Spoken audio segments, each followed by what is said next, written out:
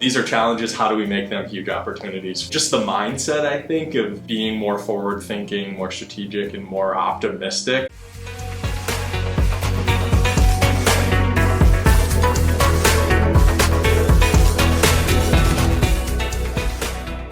So as you know, there are a lot of CPAs who are going to retire in the next couple of years. At the same time, we do not have enough CPAs join our professions. How do you solve these issues as a president and CEO of a state society? Yeah, it's a great question. I think it's the question for the profession this day and age, and will be, I think, for some time. I think that we think about it in a couple of different ways. I mean, one is just the demographic challenge that we have. There are, as you point out, more people retiring in this profession than coming in, and that's true not just of this profession, but many. I think Massachusetts and New England is uniquely situated in that, much like the Midwest, we are losing more people as a population than we're gaining, and so we have that challenge as well. I think U.S. Chamber of Commerce, they do a great worker shortage index if you're not familiar with it, but it estimates that in Massachusetts there are about 42 available workers for every 100 available jobs, and so that's not just true of the accounting profession, that's true of every industry here. But I think just highlights one of the challenges that's more structural that I don't think we're going to be able to change. So we are focused on the things that we can change, which I think, one thing certainly is the perception issues of the profession and how we're encouraging more students to enter the profession. I think right now there's only 1 in 8 business majors as an accounting major, and so we've got work to do there, certainly.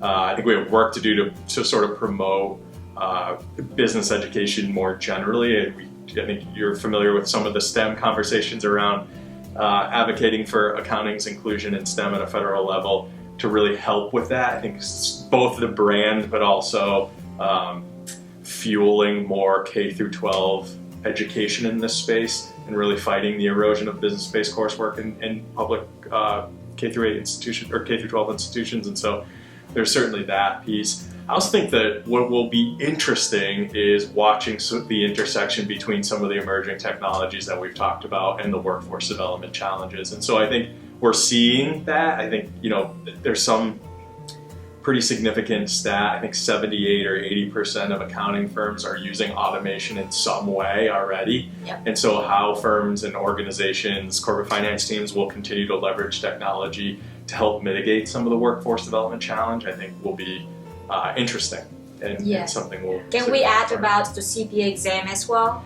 Yeah, CPA exam is certainly one of the issues. I think there's a couple things when we ask would a candidate, so could be candidate, accounting degree major who has the requirement to sit for the exam that isn't, why they aren't, the responsiveness of the exam to the work that professional is doing in their work environment is the number one thing that I hear. So we're encouraged. CPA Evolution is the process that took place over the last number of years that updated the exam, that launched in January, which made the exam much more responsive. It added in more technology components to it, and also I think shifted the mindset from testing just the candidate's knowledge to how the candidate's implementing the knowledge that they have, which is certainly, right, you're in the profession, that's certainly the way that you're interacting with clients and the like. And so I think that's a really positive step in the right direction. I'd say the other piece is that the exam window for the CPA exam has been 18 months since the computerized exam came out, which, knowing you just came off of a busy season, you know how compressed that is. So for a candidate, that's like a 6 to 9 month testing window when you take out the busy seasons. And so, that's an unrealistic, I think, expectation. So every state has updated their testing window to either 30 or 36 months. In Massachusetts, it's a 30-month window, which certainly should help in that regard too. Yep, so I just want to add on the responsiveness. It's just very good point that now with technologies, we just make all the basic assignments, all the basic tasks. We're going to lean on technologies. So we will ask people when they just get into the job to know better to understand what they are doing than in the past that they just at entry level. So to make the CPA exam responsive to the career is a huge change. It helps so much because they don't get behind the technology. They actually go in front of the technology. So that's a great point. Yeah, it's a great way to put it. I think the other benefit is that it's encouraging academia to also change their approach, right? Because now they're going to teach towards the new CPA exam. Yeah, universities need to update their academy plan as well. Absolutely, especially when you think about the impact that outsourcing is having on one end of the entry level and automation is having on the other. Entry-level career professionals are going to need to come in with the knowledge of like a 3 to 4 to 5 year professional, as opposed to having the time and the space to be a staff member. Those things are, as you say, they're going to need to come in with this whole knowledge that is much different from them than what they would need today. Yeah, and also people complain that they don't get paid enough. And so when they jump in the profession with that advanced knowledge, they're not going to get paid at the entry level. They're going to get paid at the advanced level. And so it works out on both ends. And at the same time, the firm save money with outsourcing, with very low fees for outsourcing staff and with technologies, and then just pay what they need to pay to hire staff. But my question for you, that with that difficult entry to the profession, do you think that the pipeline issue is going to be worse? Because now it's going to make it even more difficult for people to get in professions. I mean, it certainly is going to be a different challenge, although I think we've had advancements in technology throughout the entire spectrum of the profession so far, and it's never created less work, and it's never made it more difficult, I don't think, to enter than it has been. And so I think the profession has evolved and adapted to those changes, and it'll do it again. I don't expect that it'll be a more challenging pipeline. We're just going to have to evolve to meet sort of the needs of the time. So we're going to have different challenges in the future, just not the same challenge.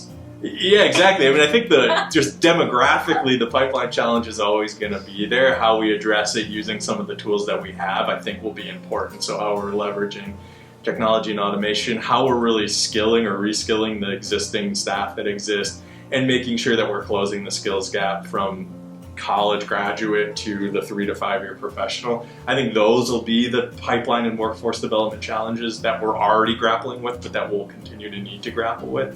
And they'll still be the fight for talent that exists across all professions. I like it. You mentioned about STEM. Yeah. So now is accounting a part of the STEM, or is still in process? It's in process. So there's accounting from a federal designation standpoint is not included in the definition of STEM. There's legislation pending before Congress that would allow for that. And me and my colleagues in our organizations and memberships across the country have been advocating for that as we go forward.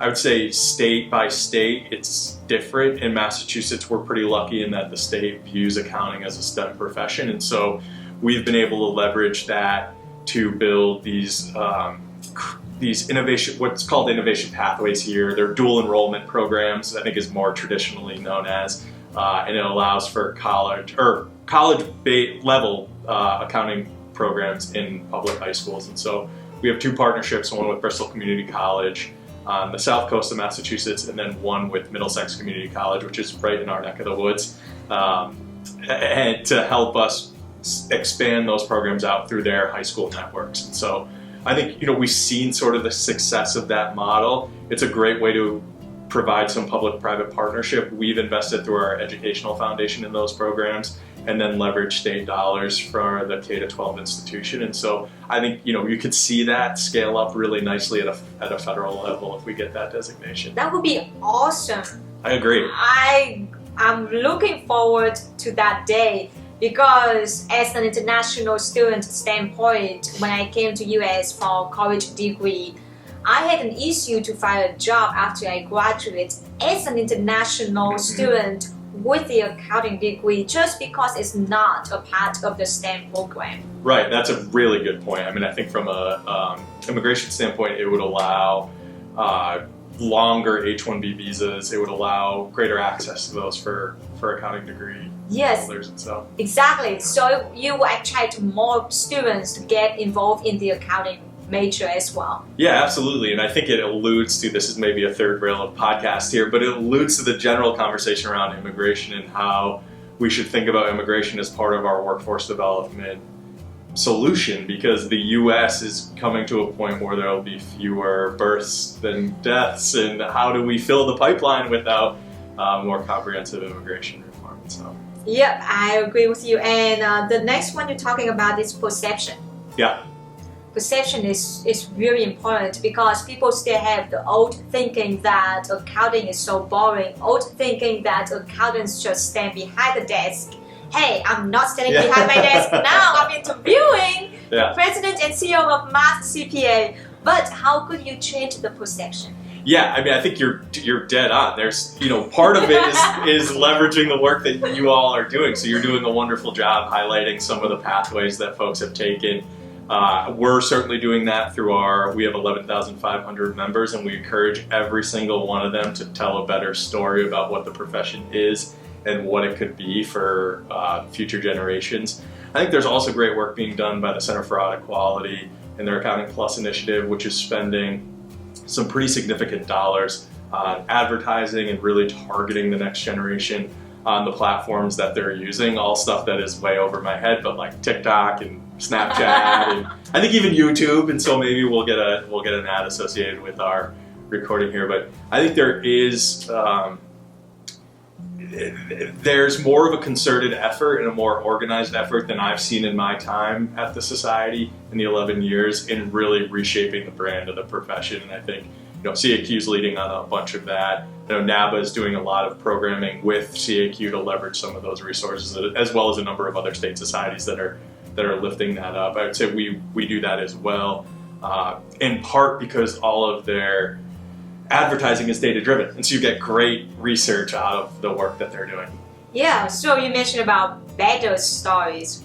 So what are those worst stories? Yeah. And what are the better stories now? Yeah, well, maybe we should just name this entire segment Third Rail because of what I'm going to say. But I think in a lot of ways, the accounting profession is its own worst enemy when it comes to the perception issue. We hear it all the time from our members, and I get it's sort of a natural thing, but is talking about everything that's wrong with the profession, right? The hours are too much, the pay is too low, the work-life balance isn't enough, instead of talking about all of the great changes that are happening in some of those areas of concern, as well as all the great work that's being done as far as new lines of service or how firms and individuals are leveraging technology. There's a ton of great things to talk. I mean, I think it's a little, we're definitely in a post-pandemic world, but I think thinking about what the profession did during the pandemic to save millions of businesses throughout the country, to help individuals navigate a really complicated time in their lives. I remember, during the early days of the pandemic when the Paycheck Protection Program was rolling out, I think for weeks, the only guidance that was listed on there was ask your tax preparer. And so the burden of implementing that program really fell to this profession, and they did it. And I think that is a huge feather in our cap. Yep, and work-life balance. You also mentioned about work-life balance. And I feel like the new age of staff, when they come in, they always demand work-life balance because they do not want to work to death, or they do not want to work 70 hours, 80 hours during busy season, and then still work 40 hours during non-busy season. Right. It's just unfair for them comparing with, hey, they can say that, hey, I have my friends who just work 40 hours all year round, and he has his life, he has kids, he has dogs, he has time to play golf. I have to stuck on my desk and then prepare tax return, prepare audit report. How do you provide better pictures, brighter pictures to new generation about work-life balance? Yeah, I think you've said it well. Demand is the word that I would use too. That working 90-hour-a-week story is not a badge of honor for this generation at all. And nope. So I think you're right that it's not even a question of whether they'll tolerate that.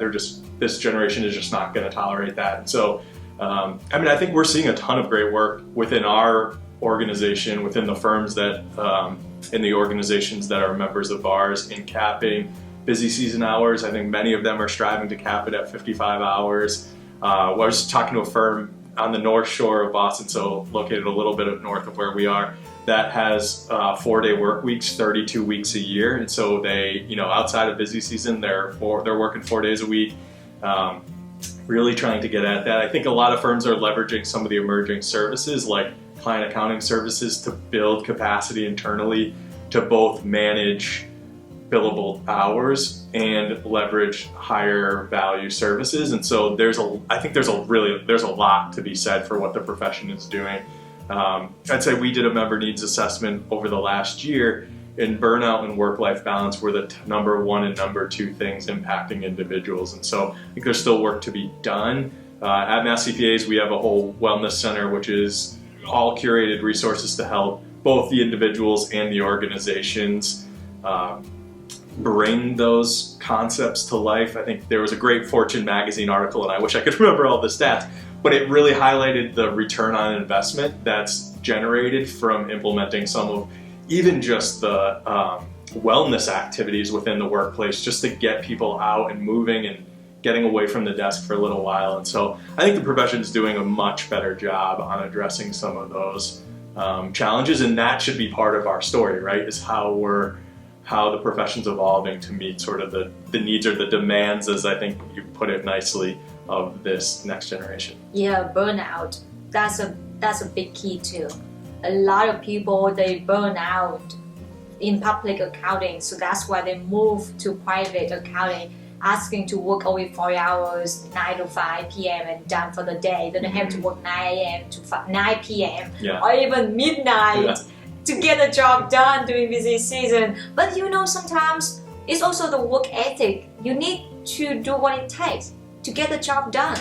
And with the demanding of work-life balance, do you concern that it may affect the work ethic, that they just care about when they go to work and when they go home, they don't really care about getting the job done in the right way? Yeah, I think there's probably a balance between the two, and I think there's probably a lot of organizations that are starting to find that. I think you're right. This is still a professional service profession, and so client services is the name of the game, and you've got to deliver. And so I think, what, at least from my perspective on what this generation is asking for, is transparency and predictability. And so knowing that, during leading up to September 15th, you're a busy season, you're going to be working a bit more, and the balance may be in favor of the employer, the client, or the work during that period. But now we're flexing back to where you maybe get a little bit more balance on your life. And so I think just keeping that spectrum in mind as we go forward, that it's not always going to be a perfect balance of the two, that's going to ebb and flow a little bit. But, I think communicating that and being transparent about it. What do you do with your dog? Yeah, so I've got a 3-year-old chocolate lab puppy, even though he's not a puppy anymore. So he's like a very active dog. So which helps because it gets me out running or hiking or doing all of those things. And so he keeps me moving, which is great. Did he put you in any troubles in the past? No, he's so good. I actually was going to bring him in today because I bring him in occasionally, and I didn't do it today. Although he would have made a great guest on your podcast. Really? But yeah, he's very good. He just cruises around the office, checks in with everybody, lays around here. Oh, he doesn't talk that much? No, he's so good about that. Oh, that's good, because if I bring my dog to the office, she's going to just talk to every single person. Is that right? I'm going to just say, back and like, hey, talk to me. Yeah. We did have lunch today, so we probably would have sniped some of that off of people's plates. But otherwise, he's very well behaved. Oh, that's good. Yeah. And so you said you do a lot of activities, like run and then hike with him? Yeah, we'll have to trade some notes on good places around our neighborhood, yes, because please.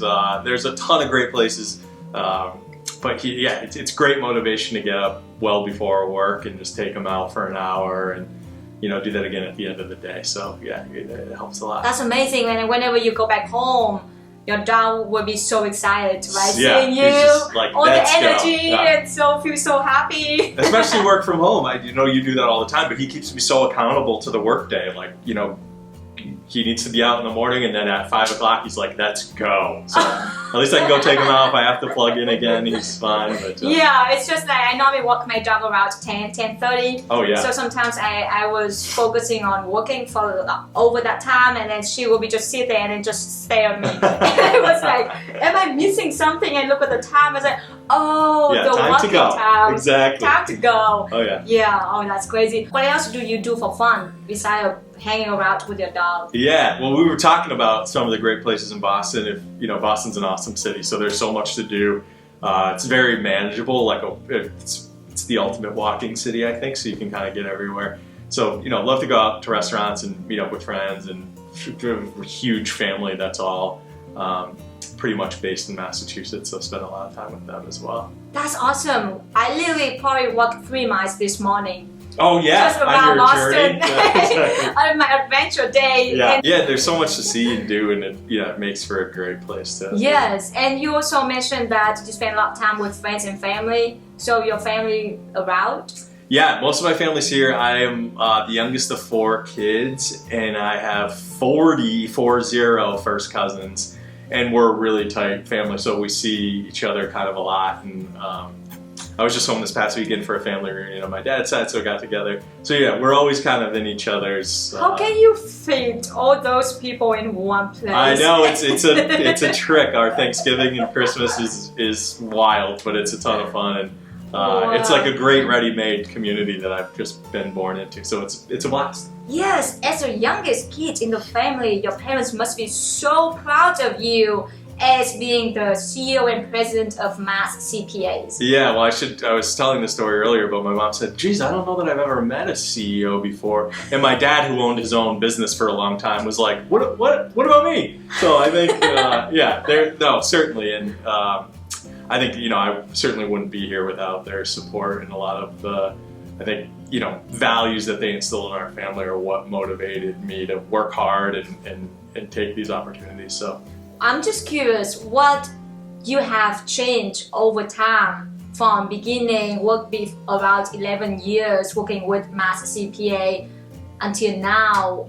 What do you see yourself that you changed the most? It's a great question. I can't really pinpoint anything. I think I came in, I remember when I started here, we had a CEO who transitioned out, but I remember her saying to me, I was sort of at an inflection point. I had been here for maybe 2 years, was kind of thinking about what to do, and she said, you can leave, and if you want to do that, you should do that, or you could make this an opportunity. And I think just having that in my mind of, not just in terms of personal growth, but approaching sort of every situation is how do you make kind of the most out of this? How do you turn this into an opportunity? I think we talked about a lot of the challenges facing the profession, and that's sort of the approach that I've taken is, these are challenges, how do we make them huge opportunities for our membership and for our own organizational growth? And so that's probably just the mindset, I think, of being more forward thinking, more strategic, and more optimistic, I think, about a lot of this stuff is probably the thing that's changed the most. That's great mindset, because that's the key, that whenever you interview anyone, you want to see if that person has a great mindset or not, because you can change them technical skills. Yeah. You cannot ask them to change their personality, change the way they think. Yeah. So I think it's lucky for them to find you. Yeah, well, I don't know if I'm always in that mindset. There's that great book called The Gap in the Gain. I don't know if you've read it, but it's over on my shelf somewhere.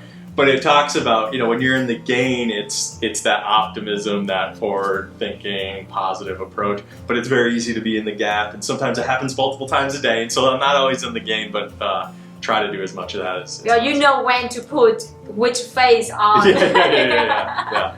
Always a happy face, yeah. That's amazing. And I mentioned about the youngest kid because I want to bring up that you are such a young president and CEO of the State Society.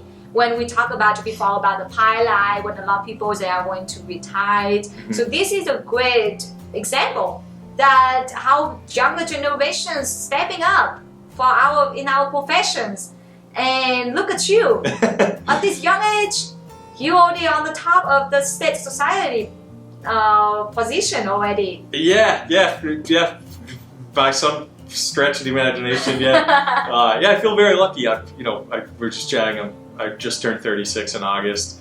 I don't think I would have envisioned being at this point in my life. But I do think it's a great value. I mean, I think we had a really long-term CEO, Amy Pitter, who retired from the association, and we spent a lot of time together talking through sort of generational change within firms and within organizations, and then we actually went through that ourselves. And so, I think it's good first-hand experience, and to the extent that we can leverage that in helping our members navigate those same changes, we're doing that. Yeah, I read your article, and you mentioned about one thing I like from the article. I like the most. It is about raising your hand for opportunities. I think it's connected to your mindset. But when you talk about like have a right mindset at the right time, when was the most scariest time for you in the past that you feel like I have to raise my hand, but I'm so scared, but I want to push myself there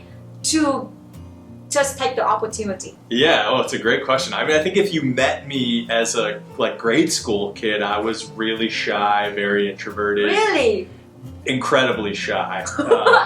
I don't see that. Yeah, I know. There's still a piece of me that's that way. That getting in, I think getting in front of a room and speaking to people was not even in the realm of possibility. And so, I think that idea of challenging yourself to try new things, to push yourself out of your comfort zone. I mean, that certainly hasn't come naturally to me, but I'm not entirely even sure where. Maybe in college that I started to get that idea that you're sort of the dictator of your own fate. And so if you want to strive for something, it's really ultimately, I'm very fortunate that I have great mentors and a great support network. But ultimately, as you know, because you're an impressive career professional too, you've got to do the work, and you have to be the one to drive it forward. So yeah, you mentioned a mentor. How did you find your mentor? Because a lot of us struggle in the profession, try to find the mentor, and a lot of firms, they provide the mentorship program that managers or above will be the mentor for younger staff. But a lot of staff, they're still looking for mentors outside of the firm, because sometimes a lot of things you cannot share with mentors within the firm. How do you find your mentors? Yeah, I mean, it's a great question. I think it's, certainly networking. We've talked about the importance of building a very good network and to finding people that you connect with, not just professionally, but personally, to have that organic relationship start to grow. So I think I've benefited from that. I would say, and this is something that I still struggle with, is just asking.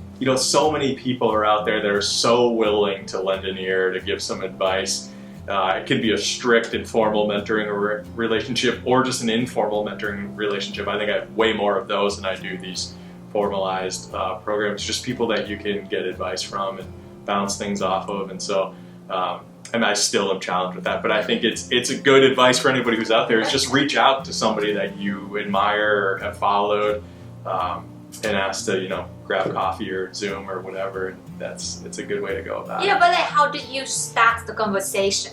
That's good key, because the first question to ask is always the most difficult thing to do. Once you get over that barrier, everything is so much easier. Yeah, you're right. I mean, I think one of the, sort of core tenets of effective communication is vulnerability, right? And so I think to the extent that you can just go in and say, hey, here's what I'm looking for, I'd love to meet more people to connect with, or to build relationships in a mentorship way. I don't think you can go wrong with that. If anybody ever reached out to me like that, I'd be flattered, if anything. But I think, or if you're really thinking about, I'm at this crossroads in my career, I'm evaluating my options, I think leading with that is just as effective too. That's a good way. That's a good way to start the conversation. Or sometimes you can just send a message on LinkedIn for people you really want to connect with. Mm-hmm. You don't have to ask or find a mentor in person. Totally. At this time, everything is remote. You can find anyone, anywhere, different states, different cities. No limit. Yeah, you're right. It's limitless. Yeah. Sky is the limit now. Exactly. Yeah, which is so helpful. That's awesome. That's one thing we talk about working remotely, that you can reach out to people everywhere. You can work anywhere now. You can find jobs at any location you want. However, on the other side, that we mentioned about this topic before, feeling connected in working remotely. Some people, they have hybrid, that you in the office one day as you have on Tuesday, and then you work remotely the rest of the week. But how do people do if you work remotely 100%? I know. How do you make people feel connected? I should ask you, because you're a fully remote employee. How do you do it? I would assume you have to be very intentional about when you're reaching out, how you're connecting with people. Yes. Which is hard, right? It's difficult for me because I'm so extrovert. Yeah. And so for introvert people, I think it's perfect because they don't have to go extra mile to talk to people. They just want to get the job done and then they out of for their life. But for extrovert people, for me, just communicate through the screen is not enough. Yeah. So that's why I'm like, take me to volunteering events. And so I would love to attend. I love to do podcasts, interview people like this. I love to go to a gym so I can have some connection with the community around me. But the firms, my firm that I'm working at, they actually do a lot of work to make people feel connected. They actually reach out to people to just talk to them, get to know them, how they feel, is there anything we can support them.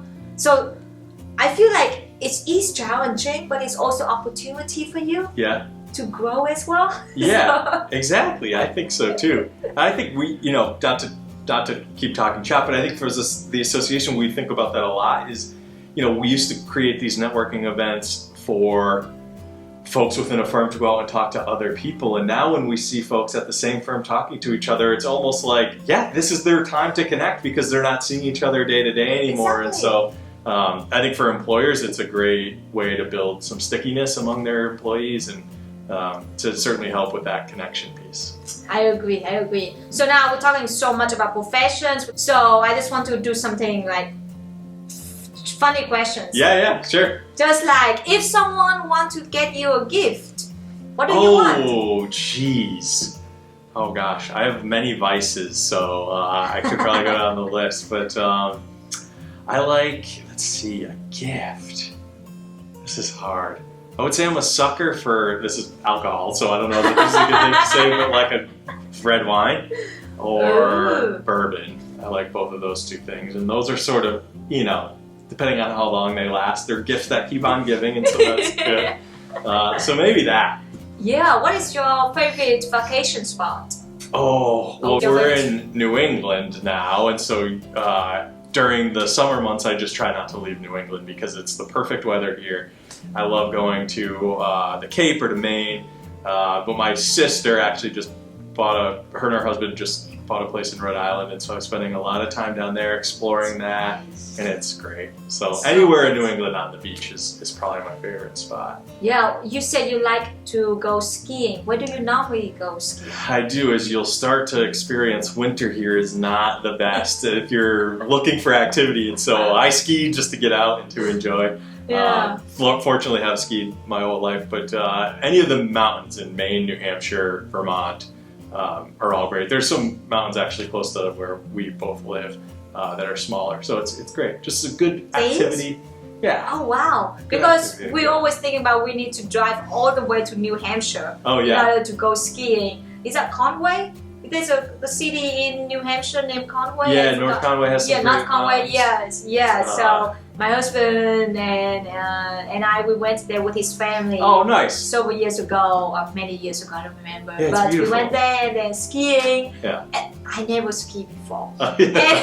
And the funny thing is that because I'm so small and I'm so short, so when I fall, I'm just like, okay, just jump back right away. Perfect. You can be as adventurous as you want up there. Yeah, and then also because I'm so skinny, and so I feel so cold, and I have to put so many layers. Oh yeah. And so when I fall, I don't feel anything because there's so many layers protect me. Yeah, that's a perfect way to learn how. You'll be fearless on the mountain. I know, right? And I think the just in the first week, I already went all the way to the mountain and ski all the way down. Oh wow! Yeah, and I had no experience before at all. Just because I was laughing whenever I fall, and my husband looked at me like, "Are you okay? Are you okay?" I was like, "It's so fun." See, you're a hardy New Englander already. Yeah, a little bit, but I'm telling you, I could ski from top to bottom. But it took me, people probably take that probably like 15 minutes, it took me an hour and a half. You're outside, that's what I figure. It's like the best excuse to be outside in the winter months, right? Yes, that's the difference between Massachusetts and California. Because we don't have ski mountain, I think we have Big Bear or some locations in California only, but not all the time. But in here we have like actually skiing sport that you can enjoy. Yeah, it's nice. That's good. Yeah, it helps. It's good all-season activities, which is helpful. That's nice. And also, I see that in Boston, the traffic is horrible. It is horrible, yes. Do you drive to work or you take the train? Yeah, it depends on the day. I've been motivated to move back to the train because it's hard to get into the city. But it's a challenge. I think before the pandemic, we're a 25-person-ish office.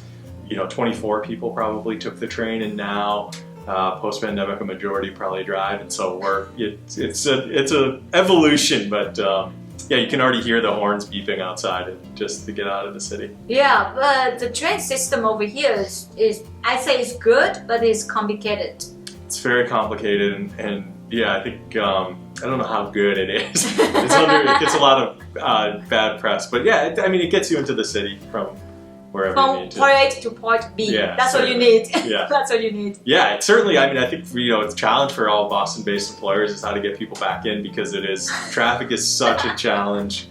I think it's California isn't easy to navigate. No, I live nearby LA, and so the traffic is pretty bad too. Whenever you head to LA. Yeah. But if you just be around in Orange County, it's not too bad. Oh, that's good. Yeah. So, also the thing is in California, everything is so close. Yeah. I can just 5 minutes I go to the restaurant, 5 minutes I go to the grocery, 5 minutes I go to movie theater. It's just so convenient. Yeah.